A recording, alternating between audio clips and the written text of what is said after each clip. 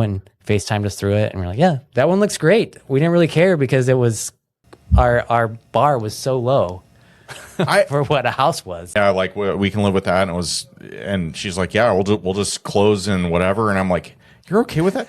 And as Owen's been looking for a house for last, I never thought he'd be still living in his house this day. I mean, I have bought investment properties that I haven't actually physically walked because I had somebody else, a partner or realtor that I trust or whatever.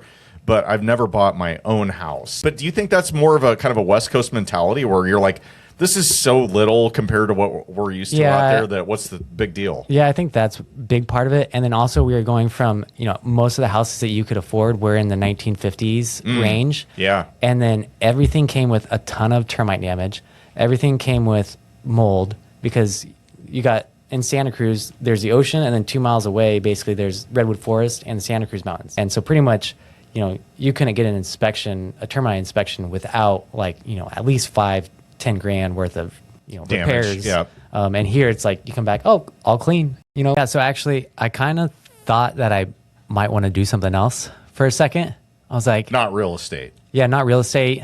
And you start to get kind of that fear creep in, like, oh, I got to start somewhere new. I hadn't done any deals in Nebraska, and probably a little of that just we're selling houses that are $1 to $2 million on average there, and then you start thinking about I'm going to sell a $200,000 house, and then you start doing the math on assignment fee or a commission, and you're like, So you'd have to sell 5 houses to make the same thing out there. I'm like, I don't know if the juice is worth the squeeze, type of thing.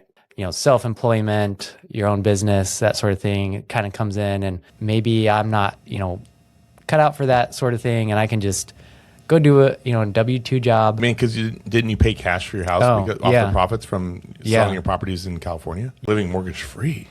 And that was definitely on the pros and cons list, clear at the top, because I'm more of a pros and cons list. That had been such a big line item on your budget. We have 2 kids, and we were in 950 square feet. My office was in the laundry room, which was a shared laundry room between the Airbnb. How many times do you see naked people coming in and trying to do laundry? So you're officing out of the laundry room. I think just the reset there was great. Reducing expenses was one of the goals. Getting closer to family, kind of different lifestyle, different mentality. We just feel like we have a good fit here in Nebraska, and it felt like we were coming home.